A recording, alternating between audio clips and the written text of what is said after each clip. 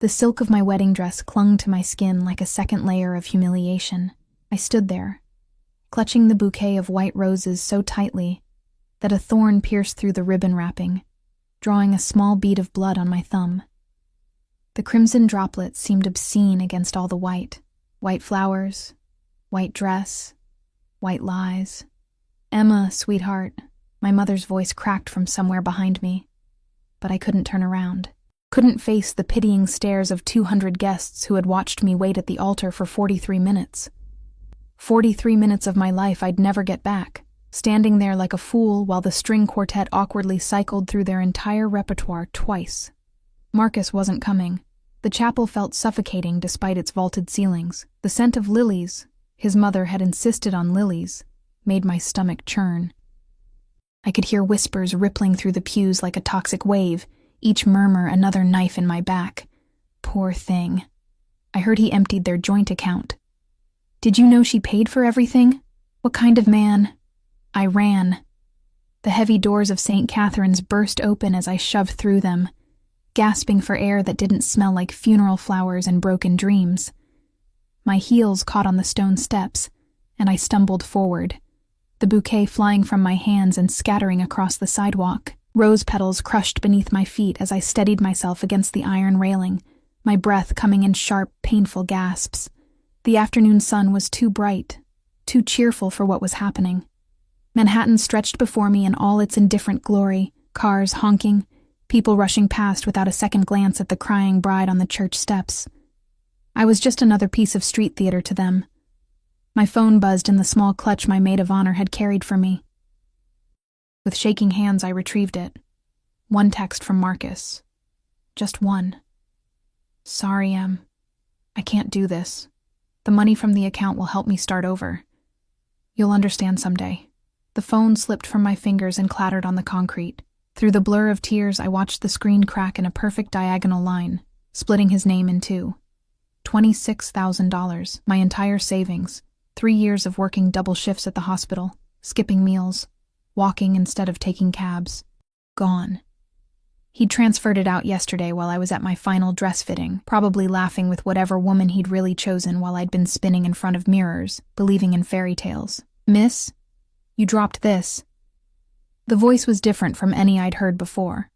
Smooth, measured, with an undertone that suggested danger wrapped in silk. I looked up through my tears and saw a hand extending my broken phone toward me. The hand was adorned with a single ring, platinum with a black onyx stone, and belonged to a man who seemed to materialize from the shadows, despite standing in full sunlight.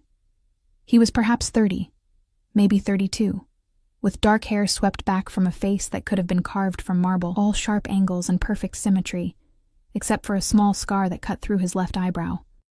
He wore a charcoal suit that probably cost more than my wedding budget, tailored so precisely it might have been sewn directly onto his body.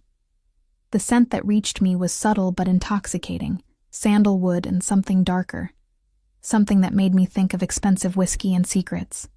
But it was his eyes that stopped my breath. Dark, almost black. They assessed me with an intensity that made me feel simultaneously exposed and protected. "Thank you," I managed, my voice hoarse from crying. I reached for the phone, and when our fingers brushed, I felt a jolt that had nothing to do with static electricity. Behind him, I noticed a black Mercedes idling at the curb. Its windows tinted so dark they seemed to absorb light. A man in a similar suit stood beside the rear door, his posture military straight, his eyes constantly scanning the street. Another man sat in the driver's seat, and I could see the outline of at least one more person in the back. The stranger didn't release my phone immediately. Instead, he studied my face with those penetrating eyes, taking in the smeared mascara, the wild tendrils of hair escaping from my updo, the blood on my thumb. "You're hurt," he said, and there was something in his tone that made it sound less like an observation and more like a transgression against him personally. "It's nothing, just a thorn." "Nothing," he repeated, as if testing the word and finding it insufficient. He pulled a pristine white handkerchief from his breast pocket. Who even carried those anymore? And before I could protest, he wrapped it carefully around my thumb. His touch was surprisingly gentle, at odds with the hardness in his eyes. "You were getting married today," he stated. Not a question. I let out a sound that was half laugh, half sob. "How could you tell?" The corner of his mouth quirked, not quite a smile, but close. Call it intuition. His gaze moved past me to the church doors, where I could hear my mother's voice calling my name. And I'd venture to guess it didn't go according to plan. He didn't show up. The words tumbled out before I could stop them. And he stole all my money. So no, not exactly the fairy tale ending. Something shifted in his expression. A darkness that moved behind his eyes like a predator stirring in its den. His name. What? The man who did this to you. His name. There was a weight to the question that made my skin prickle with awareness. This wasn't idle curiosity or polite sympathy. This was something else entirely. Why would you need... Emma! My mother's voice was closer now. I could hear multiple footsteps on the church steps behind me. The stranger's hand moved to the small of my back, a gesture that should have felt presumptuous, but instead felt like an anchor in a storm. His touch radiated heat through the thin silk of my dress. "You have a choice to make," he said quietly, his breath warm against my ear. "You can turn around and face them all. The pity, the questions, the humiliation. Or..." He paused, his hand pressing slightly firmer against my spine. "You can get in the car. I don't even know you." "No," he agreed, "but right now, I'm the only exit you have from this nightmare." I should have been terrified. Every instinct should have been screaming at me to run from this stranger who radiated danger like heat from asphalt in summer.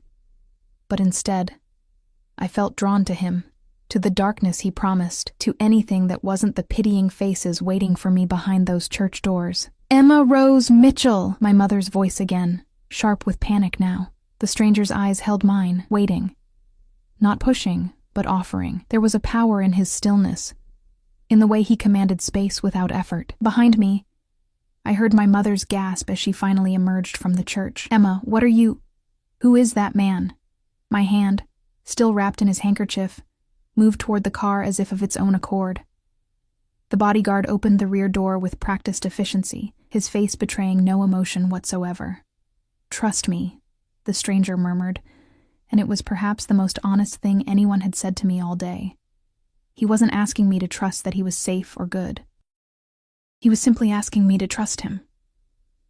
I climbed into the Mercedes. The interior smelled of leather and that same intoxicating scent that clung to him. He slid in beside me, maintaining a careful distance that somehow felt more intimate than if he'd pressed against me. The door closed with a solid, final sound, like a coffin lid or a vault ceiling. "Go," he said to the driver, and we pulled smoothly into traffic. Through the darkened windows, I watched my mother standing on the sidewalk, her hand pressed to her mouth, my wedding bouquet scattered at her feet like fallen soldiers. The church, the guests, Marcus's absence. Everything receded as we drove deeper into Manhattan. My heart hammered against my ribs. What had I just done? Gotten into a car with a complete stranger because he'd offered me an escape? Because his eyes had promised something, protection, revenge, oblivion. I wasn't sure which. "Where are we going?" My voice sounded small in the car's luxurious interior. He turned to look at me fully for the first time since we'd left the church. In the car's dimness, his features were even more striking, all shadows and sharp edges. "Where would you like to go?" "I don't know. I don't have anywhere. No family? Just my mother. And she'll be..." I couldn't finish the sentence. She'd be what? Worried? Angry? Disappointed that her daughter had fled her own failed wedding with a strange man? "Your apartment?" I laughed bitterly. Marcus and I shared an apartment. Lease is in his name. I imagine he's already changed the locks. Something dangerous flickered across his face again. "So, he leaves you at the altar, steals your money, and takes your home. Quite the romantic." The way he said it, so calm, so matter-of-fact, made Marcus's betrayal sound like a business transaction, which, I supposed, it had been for Marcus all along. "I have some money saved at..." I stopped. No, I didn't. Marcus had cleaned out our joint account. The only money I had was about $200 in my personal checking account, and whatever cash was in my apartment. If I could even get into my apartment. "You have nothing," the stranger said quietly. Not a question, a statement of fact. Shame burned through me, hot and acidic. Here I was, in my ruined wedding dress, crying to a stranger about how thoroughly I'd been destroyed in the span of an hour. "I'll figure something out. You can just drop me at a hotel or something. I'll manage." "With $200? He tilted his head slightly, studying me. "That won't get you far in Manhattan. One night, perhaps. Maybe two if you pick somewhere unfortunate." "How did you—" I stared at him. "Did you look at my phone? No need. You have the look of someone who's always been careful with money. Practical. Which means you probably kept some savings separate from your fiancé, but not much because you trusted him. Am I wrong?" He wasn't. The accuracy of his assessment made me uncomfortable. "Who are you?" For the first time, something that might have been amusement crossed his features. "You get into my car, and only now you ask? Better late than never?" "Indeed." He shifted slightly, his knee brushing against the silk of my dress. "My name is Dante Moretti." The name hit me like a physical blow. Moretti. Even in my sheltered world of double hospital shifts and wedding planning, I'd heard that name. Everyone in New York had heard that name, usually whispered in the same tone people used for ghost stories or curses.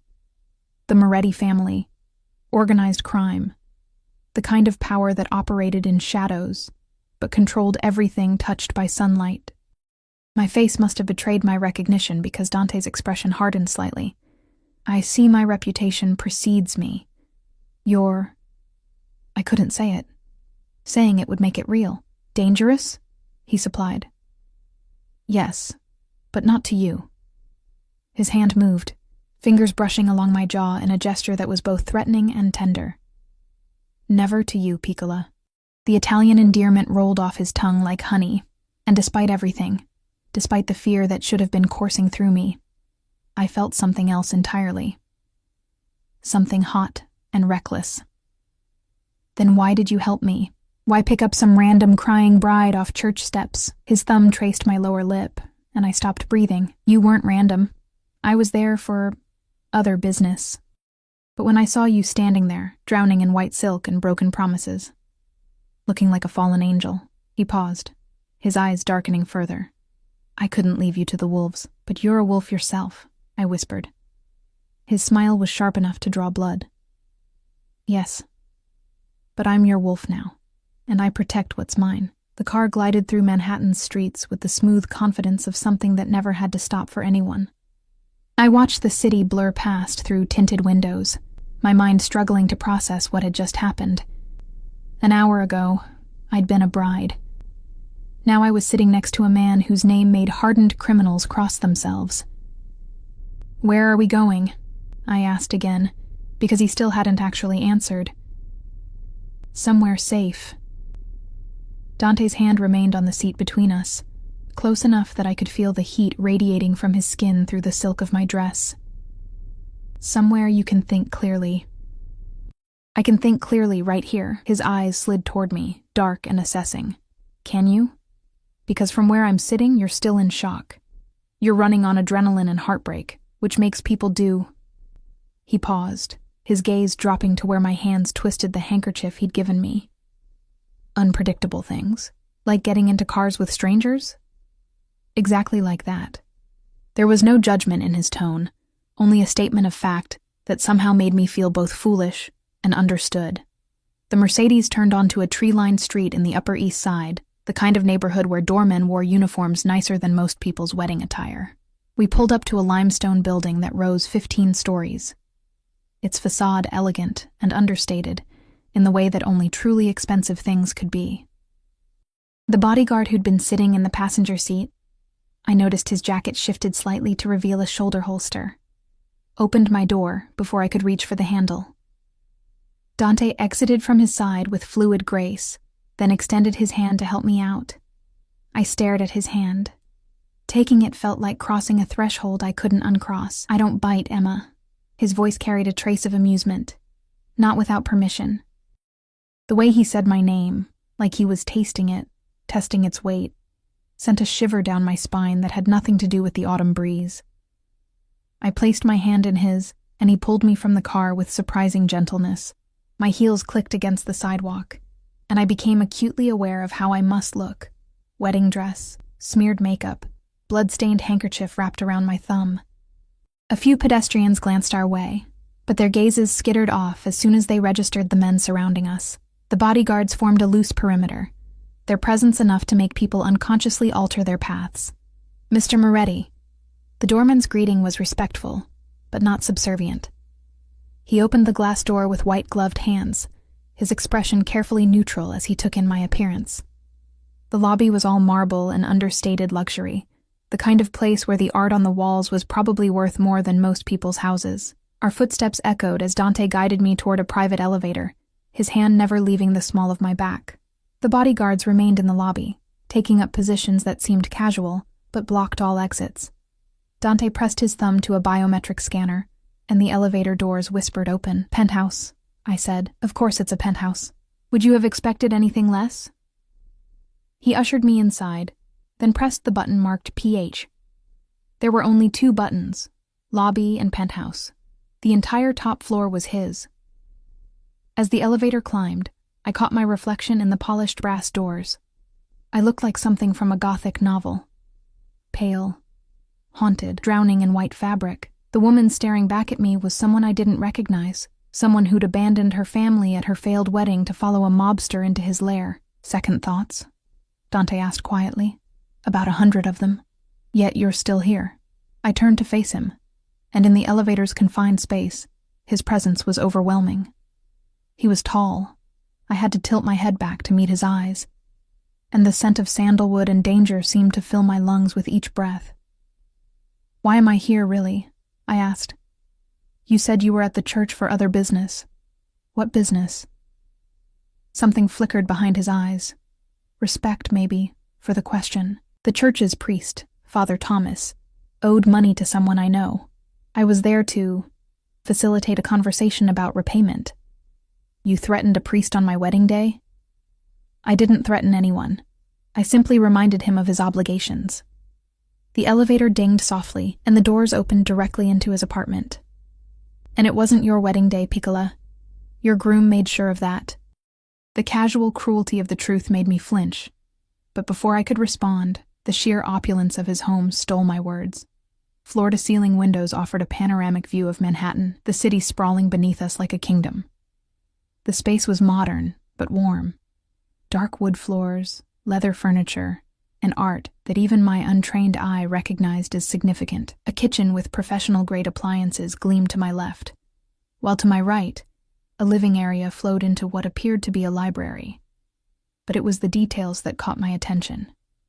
Fresh flowers in crystal vases, a chess set mid-game on a side table, photographs in silver frames, family, I assumed, though I couldn't see them clearly from where I stood. This wasn't the lair of a monster. It was a home. "Bathroom is through there," Dante said, gesturing to a hallway. "First door on the right. There are robes in the closet. Take your time." I stood frozen, suddenly aware that I was alone with him. Truly alone. No bodyguards, no witnesses, no escape except an elevator that probably wouldn't open without his permission.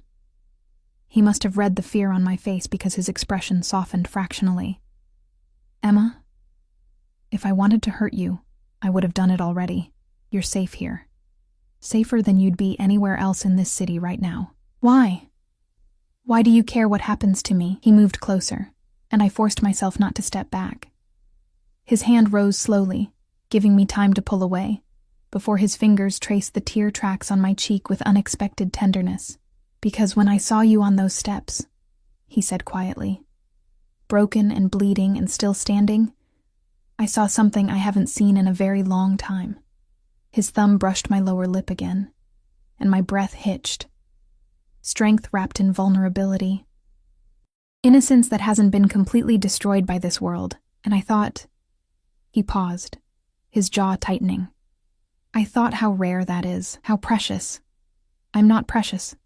I'm just a woman who worked herself to exhaustion to build a life with someone who didn't deserve her, who saved every penny while he planned his betrayal, who stands here now, terrified, but not broken. His hand cupped my face fully, forcing me to hold his gaze. Yes, Emma, you are precious, and I've decided you're mine to protect. The possessiveness in his voice should have frightened me. Instead, it ignited something low in my belly, something warm and dangerous. You can't just decide that, I whispered. I can. I have. His smile was predatory, and you agreed when you got in my car. That's not... I didn't agree to anything. I just needed to get away. And where did you go? He leaned closer, his breath warm against my temple, to me. You chose me, Emma. Now live with that choice. I pulled back, anger finally cutting through the shock and confusion. This is insane. I don't even know you. I hesitated, unable to say the word. Criminal? He supplied it easily without shame. Yes, I am. I hurt people who deserve hurting. I take what belongs to me. I protect my territory and punish those who cross me. He moved past me toward a bar cart, pouring amber liquid into 2 crystal glasses. But I also have rules, lines I don't cross. And one of those lines is hurting innocent people. How noble of you, I said, my voice dripping with sarcasm that surprised even me. He turned back, eyebrows raised, and handed me one of the glasses. Drink. It'll help. I don't drink whiskey. You do today. He raised his own glass in a mock toast. To new experiences, the whiskey burned going down. But he was right. It helped. The warmth spread through my chest, loosening something that had been wound tight since Marcus's text message. I need to get my things from the apartment, I said, trying to focus on practical matters because everything else felt too overwhelming. My clothes, my documents, my... already being handled. I stared at him. What? I sent men to your apartment 20 minutes ago. They're collecting your belongings as we speak. Everything you own will be here within the hour. The glass almost slipped from my fingers. You sent men to break into my apartment? They didn't break in. They convinced the superintendent to grant access, very politely. His smile was sharp. And before you ask, no, your ex-fiancé wasn't there. According to the superintendent, he left this morning with 3 suitcases and a blonde woman. The pain was immediate and visceral, even though I'd known, must have known on some level, that there was someone else.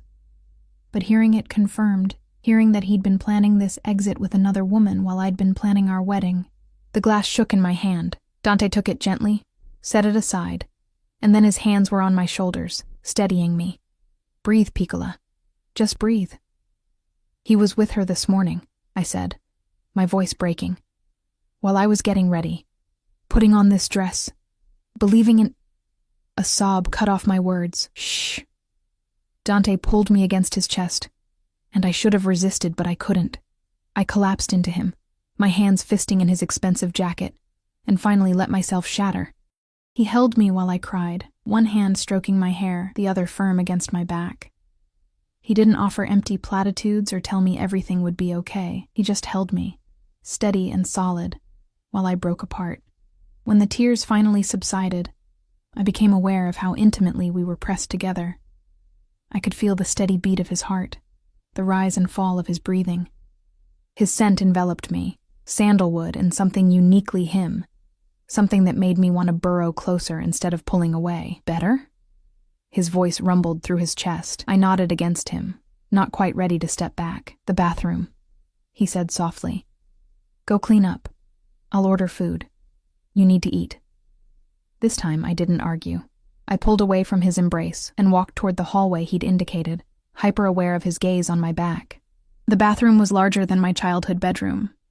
White marble, a shower that could fit 4 people, a soaking tub positioned to take advantage of the city view. I caught sight of myself in the mirror and almost didn't recognize the woman staring back, mascara streaked, hair wild, eyes red and swollen. The woman Marcus had left at the altar. The woman Dante Moretti had claimed as his to protect. I peeled off the wedding dress with hands that shook only slightly. The silk pooled at my feet like a ghost, and I stepped out of it without looking back. In the closet, I found a black silk robe that smelled like Dante, sandalwood and danger, and wrapped myself in it. It fell to my knees, the sleeves hanging past my hands. When I emerged, Dante was on the phone, speaking in rapid Italian. His back was to me, and I took the opportunity to study him unobserved. The way he moved was all controlled power, every gesture precise and purposeful. Even in stillness, there was something coiled about him, something that suggested violence held in check. He ended the call and turned, his eyes darkening as they took in my appearance in his robe. "Better?" he said, though I wasn't sure if he meant my emotional state or how I looked wearing his clothes. "My things?" Arriving shortly. In the meantime. A knock at the door interrupted him. He moved to answer it, and I noticed how his hand went briefly to his waistband. Checking for a weapon, I realized with a jolt. But it was just a delivery person with bags of food. Dante took them, exchanged a few quiet words I couldn't hear, and closed the door. "Chinese," he said, setting the bags on the dining table. "I didn't know what you liked, so I ordered everything." He wasn't exaggerating. Container after container emerged from the bags. Dumplings, noodles, rice, vegetables, meats I couldn't identify.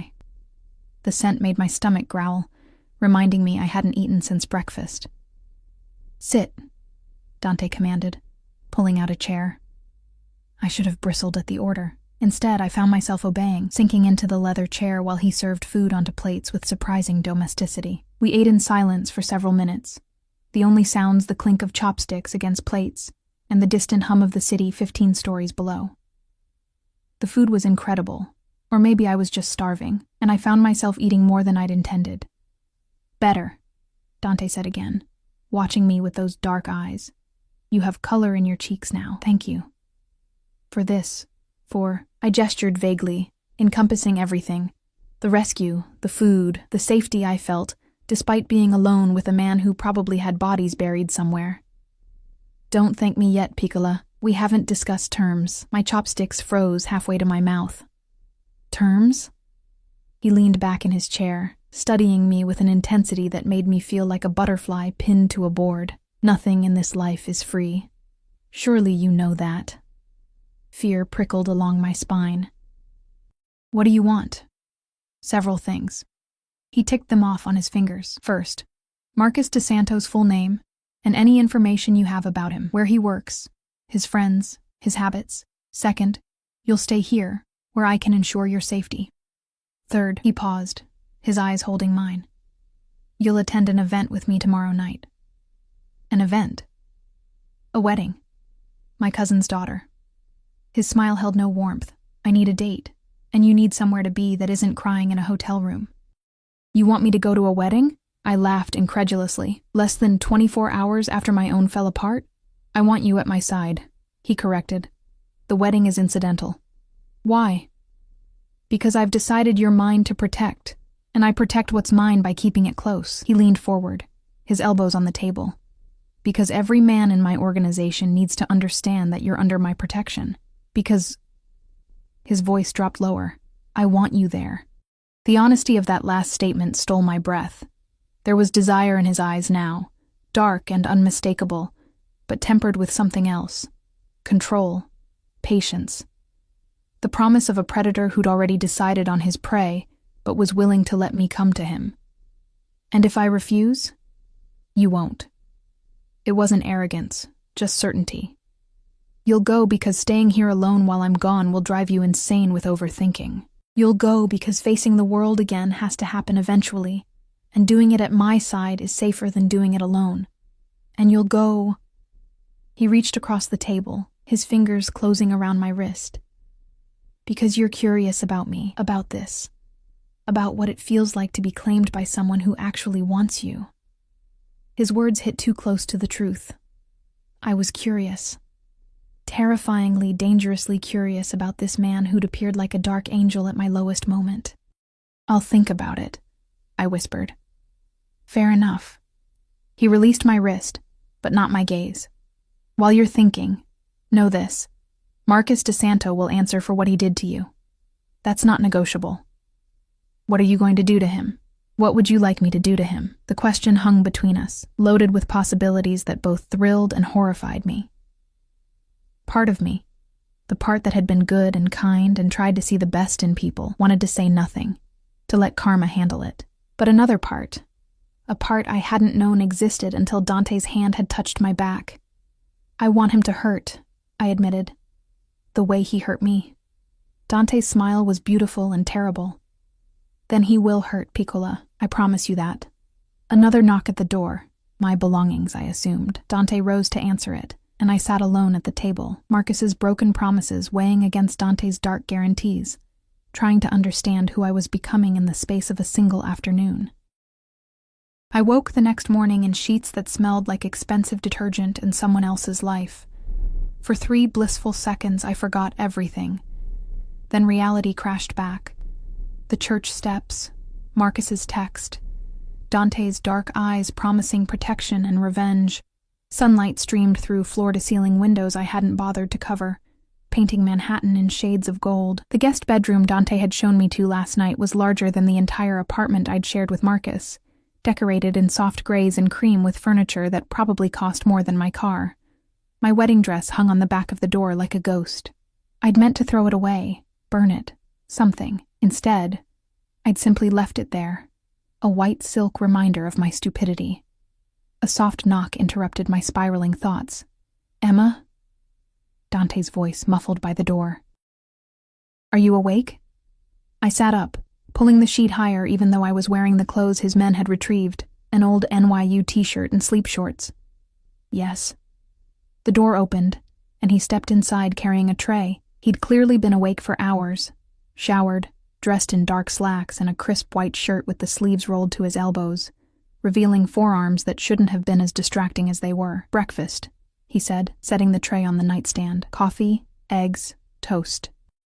I wasn't sure what you preferred. I stared at the food, then at him. "You made breakfast?"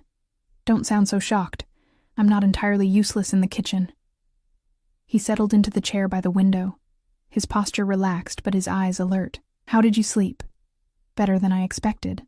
The truth surprised me.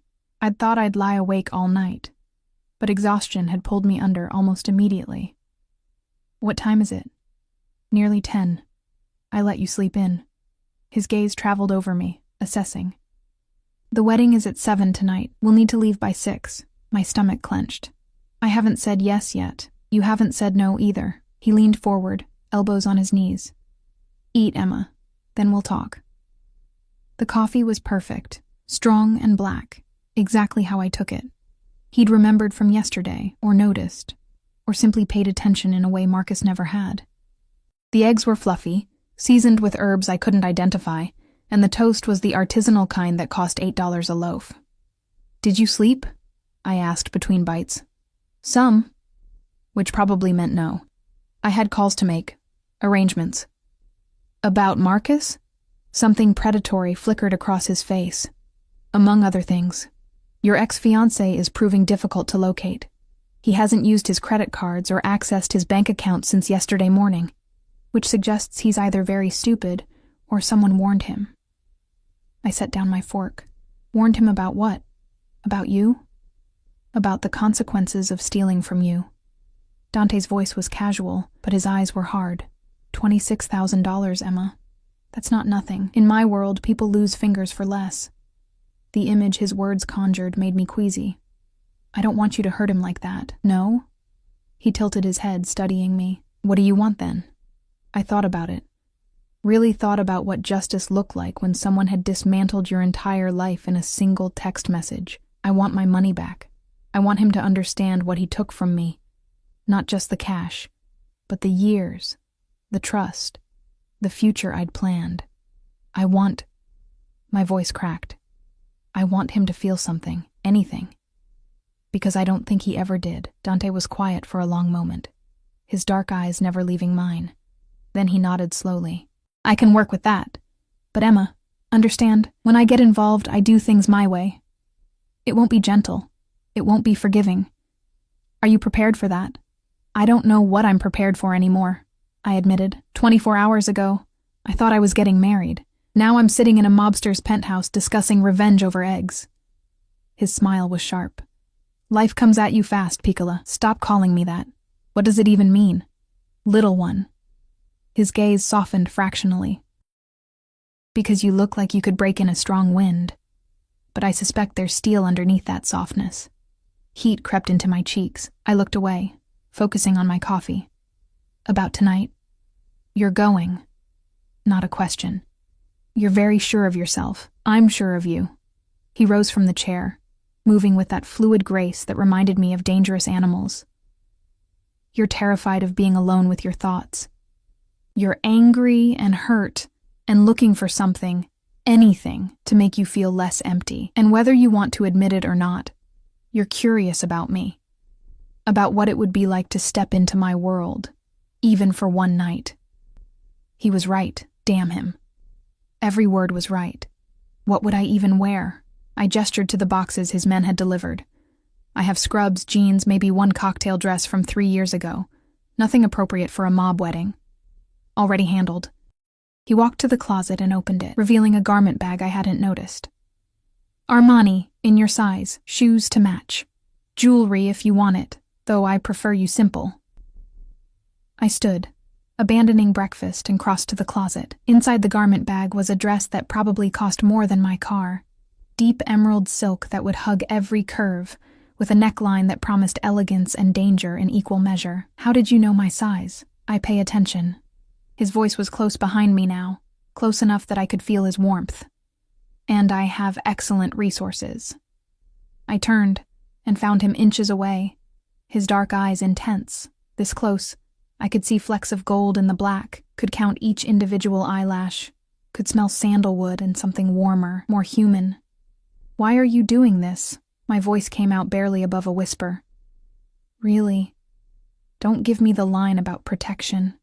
There's something else. His hand rose to cup my jaw, thumb tracing my cheekbone. You want the truth? I nodded, my heart hammering. When I saw you yesterday, standing in all that white like a sacrifice, I felt something I haven't felt in years. Want, not just desire. I can get that anywhere, but the want to possess, to claim, to keep. His other hand found my waist, pulling me fractionally closer. You looked like everything pure in this world, and I wanted to corrupt that, to mark you as mine so thoroughly that no one would ever dare touch you again. I should have been horrified, should have pulled away, should have run. But his honesty was intoxicating, and something dark in me responded to the possession in his voice. That's insane, I breathed. Yes, he agreed, but you're still here, still leaning toward me instead of away.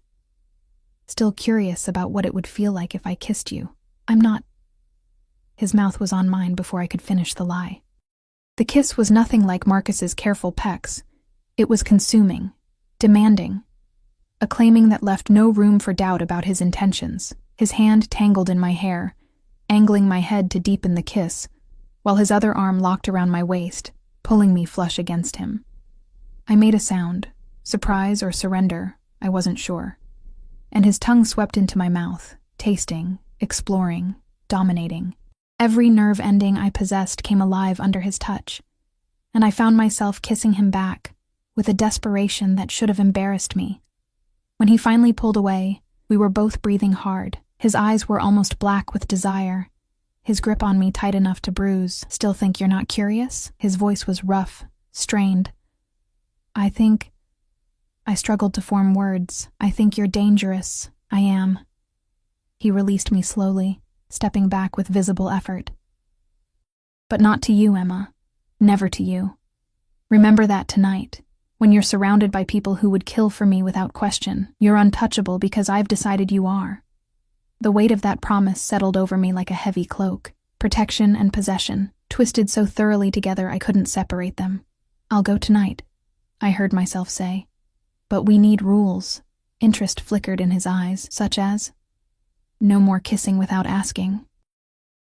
No assuming I'm yours just because I got in your car. And I forced myself to meet his gaze.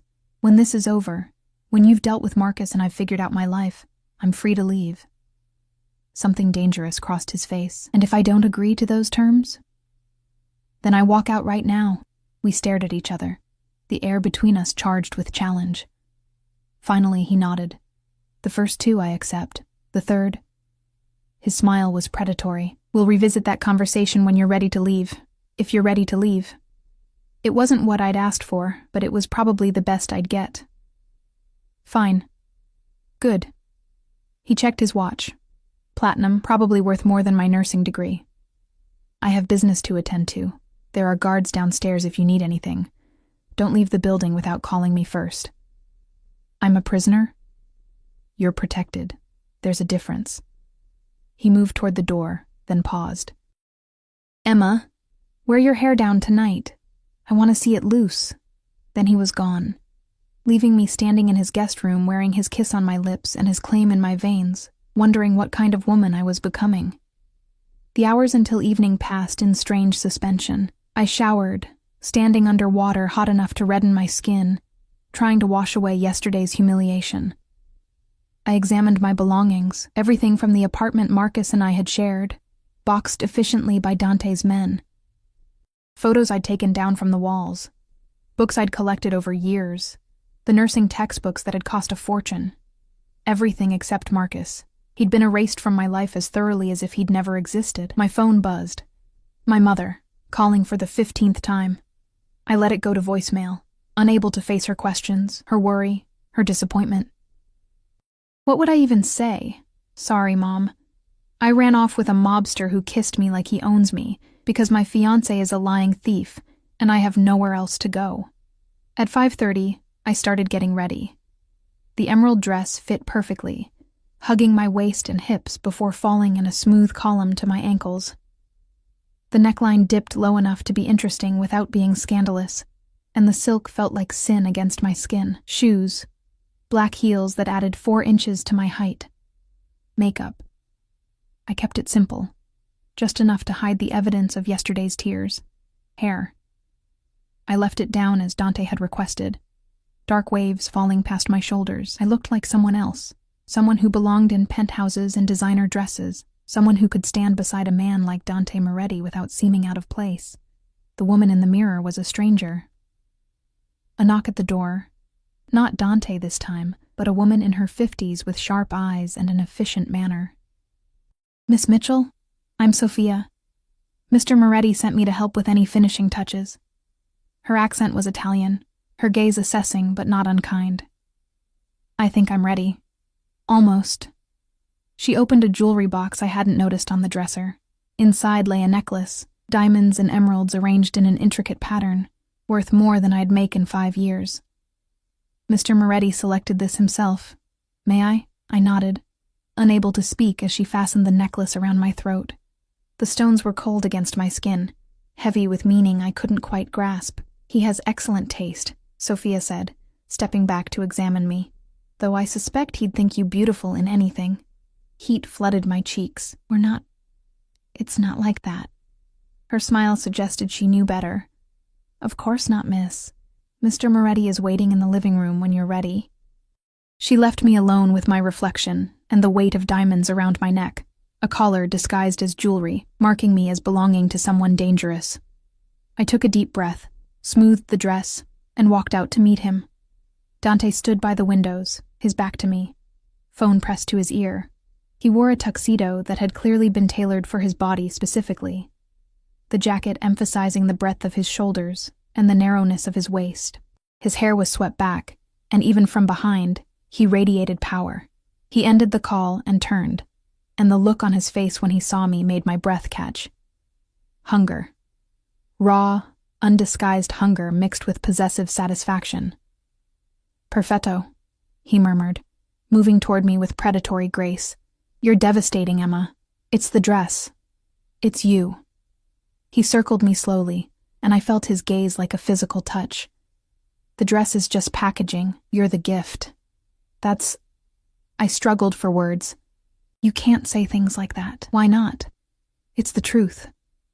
He stopped in front of me, his fingers trailing along the necklace. Do you know what these stones mean in my world? I shook my head, not trusting my voice. They mean you're claimed, protected, mine. His hand moved from the necklace to my throat, fingers gentle but possessive. Every man at that wedding will see these emeralds and know that touching you means war with me. That's archaic. That's reality, my reality, which you're about to step into. His hand dropped away. Last chance to change your mind, Piccola. Once we walk through those doors together, there's no going back. You'll be known as mine, and that comes with consequences. I thought about staying here, alone with my thoughts and my failures. Thought about facing my mother's calls, Marcus's betrayal, the empty future stretching ahead. Then I thought about the way Dante kissed me, the promise of protection and revenge, the dark thrill of being wanted so completely. I'm ready, I said, and meant it. His smile was beautiful and dangerous. Then let's go show them what belongs to me. He offered his arm, and I took it, feeling the solid strength of him beneath the expensive fabric. The elevator ride down was silent, charged with anticipation. In the lobby, his guards fell into formation around us, 4 men in dark suits, all carrying weapons I could now recognize. The car waiting outside was different from yesterday's Mercedes, a Bentley this time, black and gleaming, with another guard at the wheel. Dante handed me into the back seat with a gentleness that contrasted sharply with the violence I knew he was capable of. As we pulled into traffic, his hand found mine in the darkness, fingers intertwining with a possessiveness that should have frightened me. It didn't. Whatever happens tonight, he said quietly, stay close to me. Don't wander off alone. Don't accept drinks from anyone else. And if anyone makes you uncomfortable, you tell me immediately. You make it sound dangerous. It is dangerous. My family isn't like civilian families. We have rules, hierarchies, enemies. One wrong move and he stopped himself. Just trust me tonight. Can you do that? I looked at our joined hands, at the diamonds around my throat, at the man who'd claimed me as his without permission, but with absolute certainty. Yes, I whispered. I trust you. The lie tasted like truth on my tongue. The church was nothing like St. Catherine's where I'd stood abandoned less than 24 hours ago. This was older, grander. Stone arches soaring toward heaven, stained glass windows depicting saints and sinners in jewel tones, the scent of incense and old money thick in the air. But it was the people that made my breath catch. They parted for Dante like the Red Sea. Men in expensive suits that couldn't quite hide the bulge of weapons nodded with deference bordering on fear. Women in designer gowns appraised me with calculating eyes, their smiles sharp as knives. Children, even the children, seemed to understand that Dante Moretti was not someone you approached casually. His hand remained firmly on the small of my back as he guided me down the aisle, his touch both possessive and protective. I could feel dozens of eyes tracking our progress, could hear whispers rippling through the crowd like poison. Who is she? Where did he find her? Look at those emeralds. He's staking a claim. My fingers tightened on Dante's arm, and he leaned down, his breath warm against my ear. Breathe, Piccola. You're doing perfectly. We took seats in the 3rd row, close enough to show respect, far enough back to observe. The pew was hard wood, worn smooth by generations of Morettis and their associates. To our right sat an older couple, the man silver-haired and distinguished, the woman elegant in navy silk. They nodded at Dante with familiar respect. Uncle Vincent, Aunt Maria, Dante said smoothly. May I introduce Emma Mitchell, Emma, my father's brother and his wife. Vincent's handshake was firm, his eyes assessing me with the same intensity as his nephew's. Miss Mitchell, a pleasure. Dante didn't mention he was bringing someone, Maria said, and though her smile was warm, her gaze was calculating. How did you two meet? Yesterday, Dante answered before I could speak. She needed help. I provided it. Now she's under my protection. The bluntness of the statement made Maria's eyebrows rise fractionally. Yesterday? How spontaneous of you, nephew. Sometimes the best decisions are made quickly. His hand slid from my back to my knee, a casual gesture that blazed through the silk of my dress like a brand. Wouldn't you agree, Uncle? Vincent's laugh was knowing. Indeed. I met Maria on a Tuesday and married her that Saturday. Sometimes you just know. The comparison made my stomach flip. We weren't getting married. This was temporary, transactional. Except Dante's thumb was tracing circles on my knee, and the possessiveness in his touch suggested he saw things very differently. The ceremony began before I could dwell on that terrifying thought. The bride was beautiful, early 20s, dark hair, eyes that held the same dangerous intelligence as Dante's. Her groom was older, perhaps 35, with the bearing of someone who'd earned his place in this world through blood rather than birthright. I should have been watching the couple. Instead, I found myself hyper-aware of Dante beside me, the heat of his body, the way his fingers continued their maddening circles on my knee, the barely audible sound of his breathing. When the priest asked if anyone objected, Dante's hand tightened fractionally, and I wondered what kind of man would be brave, or stupid enough to object to anything in this crowd. The kiss was passionate enough to draw knowing smiles from the congregation. Then it was over, and we were filing out into the fading autumn light, heading toward a reception venue that looked like something from a Renaissance painting. "You survived part 1, Dante murmured as we walked. "Reception will be more challenging. More alcohol, looser tongues, people testing boundaries." "Testing what boundaries?" His smile was grim. "Mine. They'll want to know who you are, why I brought you, what you mean to me. They'll try to separate us, get you alone, ask questions designed to trap or embarrass. Don't let them." Before I could respond, a man materialized beside us, tall, handsome in a brutal way, with scarring along his jaw that suggested violence survived rather than avoided. "Dante." The greeting was respectful, but not warm. "Interesting choice of companion. Marco." Dante's voice cooled several degrees. "I wasn't aware your opinion was requested." "Just making an observation." Marco's eyes slid to me, and something in his gaze made my skin crawl. "She's very fresh, innocent. Not your usual type." "My usual type is none of your concern." Dante's hand moved from my back to my waist, pulling me closer against his side. "And Emma is off limits, to everyone. Are we clear?" The threat in those last words was unmistakable. Marco raised his hands in mock surrender, but his smile remained sharp. "Crystal clear, boss. Just curious how someone like her ended up with someone like you. What's the story? Damsel in distress? Debt repayment?" "The story is none of your business," I said, surprising myself with the steadiness of my voice. "And I'm standing right here. You can direct your rudeness at me instead of through Dante." Marco's eyebrows shot up. Dante went very still beside me. Then, unexpectedly, Marco laughed, a genuine sound of appreciation. "She's got teeth. I like that." He nodded at Dante. "Good luck with this one.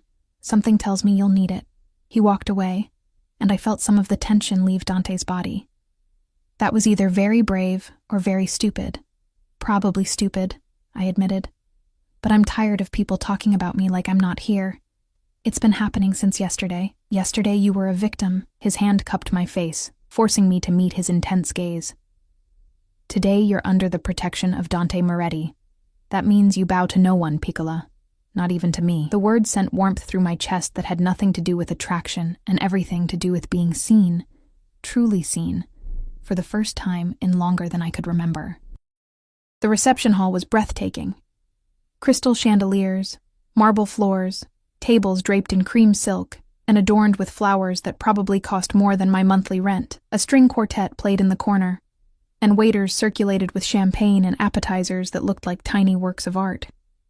Dante guided me to a table near the front, seating me before taking the chair beside me rather than across from me. His positioning was deliberate, close enough to touch, angled so he could see both me and the room's entrances simultaneously. "Champagne?" A waiter appeared, offering a tray. "No," Dante said before I could answer. He caught the waiter's attention and spoke quietly in Italian. The young man nodded and disappeared. "I can order my own drinks," I said. "Not here, not tonight." His gaze swept the room, cataloging threats I couldn't see. "I told you. Only accept drinks from me. That waiter will bring you water, unopened. Anything else? I'll get it myself, or watch it being made." The paranoia should have seemed excessive. Instead, it made me realize just how dangerous this world truly was. Has someone actually tried to? Twice. Once at a wedding similar to this one. Once at a business dinner. His attention returned to me. Neither attempt was successful, but I learned to be cautious. And now that you're with me, that caution extends to you. The waiter returned with a sealed bottle of water and 2 glasses. Dante opened it himself, poured for both of us, and only then seemed to relax fractionally. Dante Moretti. As I live and breathe, the voice was female, sultry, with an edge that made me instantly wary. I looked up to find a woman approaching our table.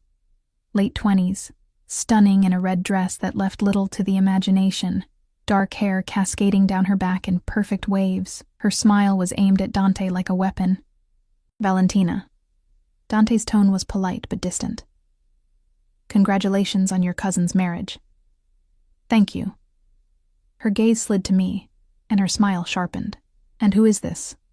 I don't believe we've met. Emma Mitchell, I said, extending my hand because it seemed like the polite thing to do. Nice to meet you. Her handshake was brief, dismissive. Mitchell, not Italian. How unexpected. She turned back to Dante, effectively cutting me out of the conversation. I haven't seen you at any events lately. I was starting to think you were avoiding me. I've been busy. Too busy for old friends? She leaned closer, one hand landing on his shoulder with familiar ease. We had such good times together, Dante. Remember that weekend in Tuscany? The vineyard, the villa, that enormous bed. Valentina. Dante's voice cut through her reminiscence like a blade. He removed her hand from his shoulder with deliberate care. I'm here with Emma. Show some respect. Her eyes flashed with something ugly. Respect? For this little nobody you dragged in off the street? Please. Everyone here is wondering the same thing. What possible reason could you have for bringing someone so ordinary? The word stung, probably because part of me agreed with her. I was ordinary. A nurse from Queens with student loans and a broken engagement, sitting among people who measured wealth and properties and influence rather than paychecks. But before I could respond, Dante stood with controlled violence in every line of his body. Careful, Valentina. You're very close to insulting something that belongs to me. The possessiveness in his voice should have made me bristle. Instead, something warm and dangerous unfurled in my chest. Belongs to you? Valentina laughed, but it sounded forced. Since when do you state claims? You've never been the possessive type, Dante. You like variety, remember? You told me that yourself. People change. He extended his hand to me, his eyes never leaving Valentina's face. Emma, dance with me. I took his hand and let him pull me to my feet, hyper-aware of Valentina's venomous stare following us as we moved toward the dance floor. Several other couples were already dancing, the bride and groom at the center, surrounded by family members swaying to the quartet's romantic melody. Dante's arms came around me with confident possession, one hand at my waist, the other capturing mine and pressing it against his chest.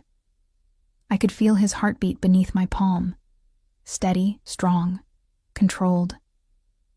I'm sorry about her, he said quietly. Valentina and I had a brief arrangement. It ended 6 months ago. Arrangement. I tested the word. That's a clinical way to describe it. It was clinical. Transactional. She wanted access to my world. I wanted someone presentable at events. We both knew what it was.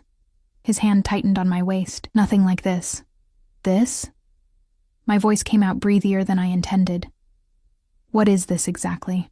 I'm still figuring that out. He pulled me closer, until we were pressed together from chest to thigh, moving in perfect synchronization, despite never having danced together before.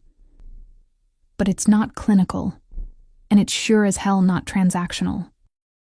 The music swelled around us, and I let myself relax into his embrace, my head finding the hollow of his shoulder, as if it belonged there.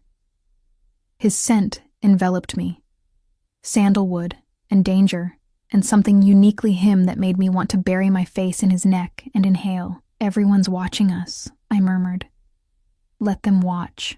Let them see that you're mine. His lips brushed my temple, a gesture so tender it made my chest ache. Let them understand what happens to anyone who tries to hurt you. You're very possessive for someone I met yesterday. I told you. When I saw you on those church steps, something in me recognized something in you, like I'd been waiting for you without knowing it. He pulled back enough to meet my eyes, his expression intense. I know it's fast. I know it's probably insane. But I also know that I haven't felt this alive, this focused, this certain about anything in years. And that has to mean something. Before I could respond, Before I could even process what he was saying, a commotion erupted near the entrance. Raised voices, scuffling, the distinctive sound of security moving to intercept a threat. Dante went rigid, his arms tightening around me protectively. "Stay behind me." "What's happening?" "I don't know yet. But whatever it is," he positioned himself between me and the disturbance, one hand moving to his waistband, where I now knew he kept a weapon. "Don't move from this spot." The crowd parted, revealing the source of the commotion. My heart stopped. Marcus. He looked terrible, disheveled, eyes wild, clothes rumpled like he'd slept in them. Two of Dante's guards had him by the arms, preventing him from entering further, but he was struggling against their grip with desperate strength. "Emma!" His voice cracked across the reception hall. "Emma, please! I need to talk to you!" The room went silent. Every eye turned toward us, toward me, waiting to see how this drama would unfold. I felt Dante's entire body coil with barely restrained violence. "You know him," Dante said quietly. Not a question. "That's Marcus." My voice sounded distant, disconnected from my body, my ex-fiancé. Something terrible crossed Dante's face. A darkness so complete it made my blood run cold. When he spoke, his voice was soft, almost gentle, which somehow made it more frightening. "The man who stole your money, who destroyed your life." Each statement was delivered with surgical precision. "That man?" "Yes." "Good." Dante's smile was beautiful and deadly. "I've been looking for him." He moved before I could stop him, crossing the dance floor with predatory grace. The crowd scattered, sensing violence the way animals sense earthquakes. I followed despite his order to stay put, unable to watch from a distance. By the time I reached them, Dante had Marcus pinned against a marble column, one forearm pressed across his throat, while his other hand held something that glinted silver in the chandelier light, a knife. Small, elegant, and pressed against Marcus's ribs hard enough to leave an impression through his shirt. "Mr. DeSanto," Dante said conversationally, "I've been hoping we'd meet." Marcus's eyes found mine over Dante's shoulder, wide with terror. "Emma, please. I can explain everything. She made me do it. Brittany, the woman I left with, she said if I didn't get the money He choked, as Dante pressed harder against his throat. "I don't care about your excuses," Dante interrupted. "I care about what you took from Emma. $26,000. 3 years of her life, her dignity, her trust." The knife pressed deeper, and Marcus whimpered. "How shall we make this right, Dante?" I touched his shoulder, and he went very still. "Not here. Not like this." "No?" He glanced back at me, his expression unreadable. "Where then? How? He hurt you, Emma. Destroyed you. What's the appropriate response to that?" I looked at Marcus, really looked at him. The man I'd planned to marry, to build a life with, to grow old beside, and felt nothing. No love, no anger, not even hate. Just a vast emptiness where those feelings should have been. "I want my money back," I said clearly. "All of it. Today. And then I want him gone from my life forever." "Emma, I don't have it anymore," Marcus babbled. "Brittany took most of it, and I spent the rest on—" "Then you'll get it." Dante's voice was ice. "You'll borrow it, steal it, sell everything you own. You have 48 hours to transfer $26,000 to Emma's account. And if you fail," the knife pressed hard enough to draw a bead of blood through Marcus's shirt, "I'll take payment in flesh instead." "I can't. 48 hours. Dante released him abruptly, and Marcus collapsed against the column, gasping. "And if you ever speak to Emma again, if you even think about her, if I hear you've said her name in public," he leaned close, his voice dropping to a whisper that somehow carried through the silent room, "I'll make you beg for death long before I grant it." He turned away from Marcus like he was nothing, like he'd already been erased from existence, and extended his hand to me. "Come, Piccola. Let's enjoy the rest of the evening. This trash isn't worth our time." I took his hand, and as we walked back toward our table through the parted crowd, I felt something shift inside me. The woman who'd stood on church steps yesterday, crying and broken, was gone. In her place was someone harder, someone who'd let a mobster threaten her ex-fiancé with knives and felt nothing but satisfaction. I should have been horrified by that transformation. I wasn't. The rest of the reception passed in a blur of champagne I didn't drink and conversations I barely heard. Dante kept me close, his hand never leaving my body, my waist, my back, my hand, as if physical contact could shield me from the aftermath of Marcus's appearance. People approached our table with careful deference, offering congratulations to the bride and groom while their eyes kept sliding to me, calculating, wondering. I was the mysterious woman who'd appeared on Dante Moretti's arm, the one he'd defended with knives and threats. By morning, my name would be whispered in every corner of this dark world.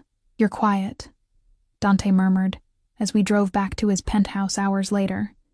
The city lights painted patterns across his face, softening the harsh angles into something almost gentle. Processing. I watched Manhattan slide past through tinted windows. This time yesterday, I was the girl left at the altar. Now I'm... What? Your possession? Your project? You're under my protection. There's a difference. Is there? I turned to face him. You threatened Marcus with a knife in front of 200 people. You made me wear emeralds that apparently announce ownership. You won't let me order my own drinks or leave your side for 5 minutes. That sounds an awful lot like possession to me. His jaw tightened. I keep you safe. By controlling every aspect of my life. By ensuring no one can hurt you again. His hand found mine in the darkness, fingers intertwining with familiar possessiveness. Emma, you walked into my world. These aren't rules I made, they're necessities. People in my life are targets. They need protection, boundaries, constant vigilance. I didn't ask for this. No. You asked for escape, and I provided it. Everything else. He brought my hand to his lips, pressing a kiss to my knuckles that sent heat racing through my veins.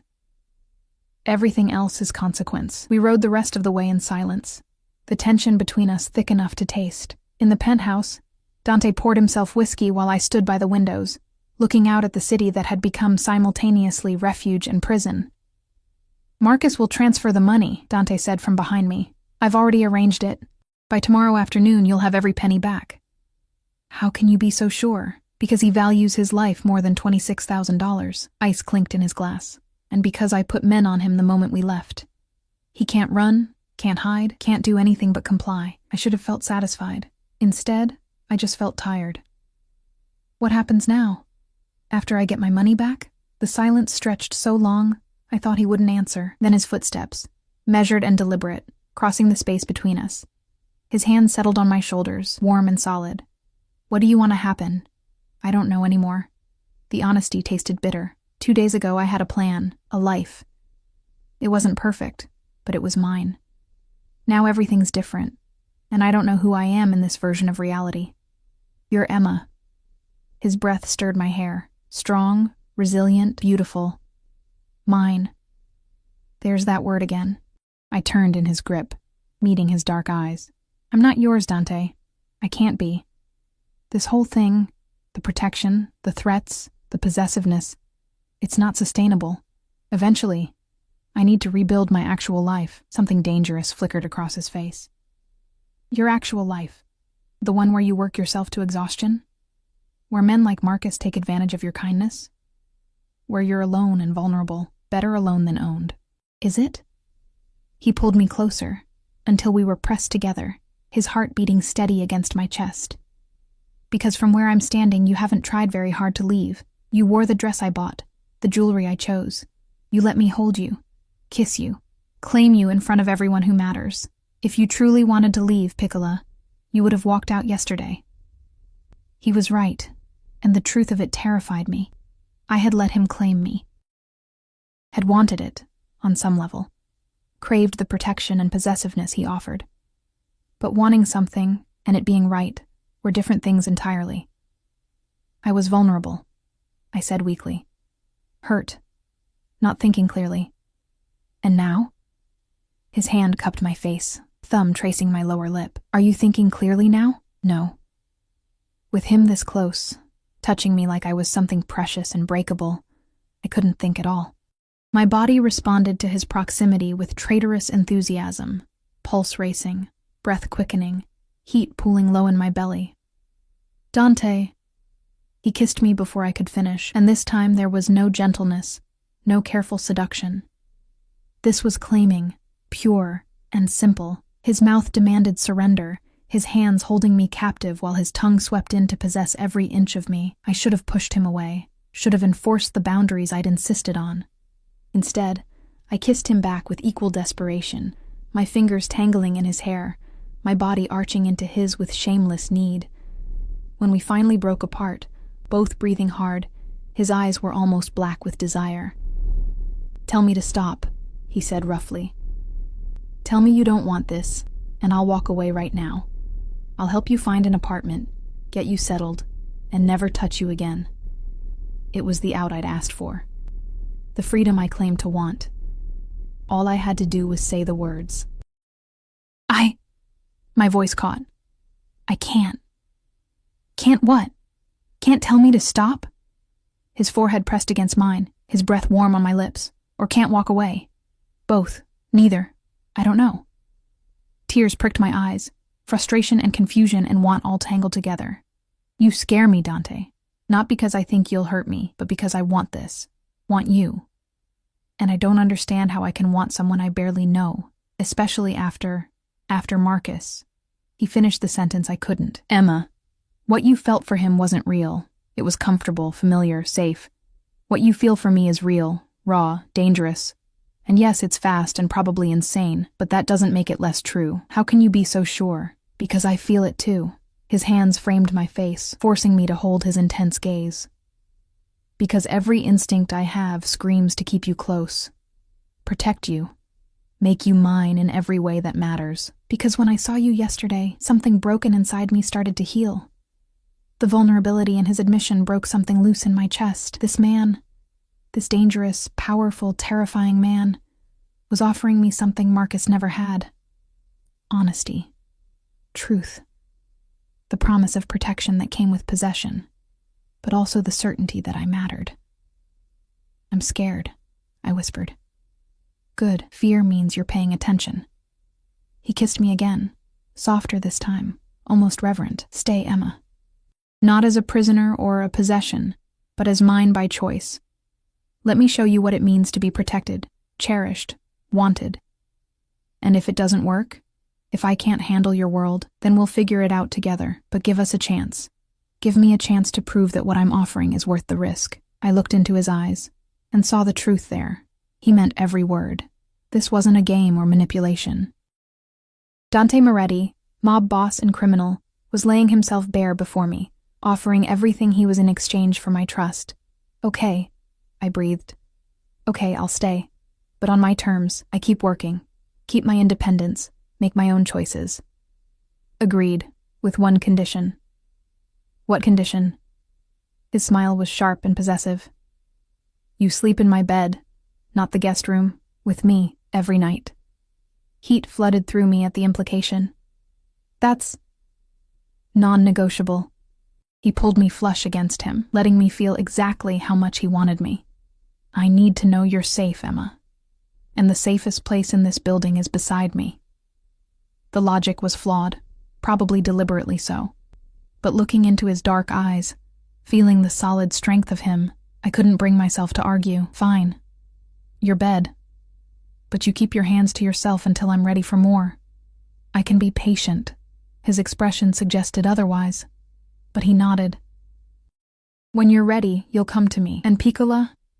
His mouth found my ear, voice dropping to a growl. "When that happens, I won't be gentle." The promise sent shivers down my spine. Fear and anticipation twisted together so tightly I couldn't separate them. 3 weeks later, I woke wrapped in Dante's arms, morning sunlight painting his bedroom gold. His breathing was steady, peaceful. One hand splayed possessively across my stomach even in sleep. I'd learned his rhythms by now, the way he worked late into the night, the phones that rang at odd hours, the meetings conducted in Italian that I wasn't invited to. But I'd also learned the gentle side he showed only to me, the way he made breakfast on his rare free mornings, How he listened when I talked about my nursing shifts, even asking follow-up questions that proved he'd been paying attention. The careful way he touched me, always passionate, but never pushing for more than I was ready to give. My phone buzzed on the nightstand. A bank notification. I opened it, and my breath caught. $26,000, deposited yesterday, just as Dante had promised. Marcus had come through, probably terrified of what would happen if he didn't. Good news? Dante's voice was rough with sleep, his arms tightening around me. The money came through. I know. I've been monitoring the account. He pressed a kiss to my shoulder. You're free now, Emma. Financially stable. You could walk away if you wanted. I turned in his embrace, meeting his guarded expression. Is that what you want? No. But I want you to choose to stay, not because you have to, but because you want to. I thought about the past 3 weeks. The fear and excitement of Dante's world.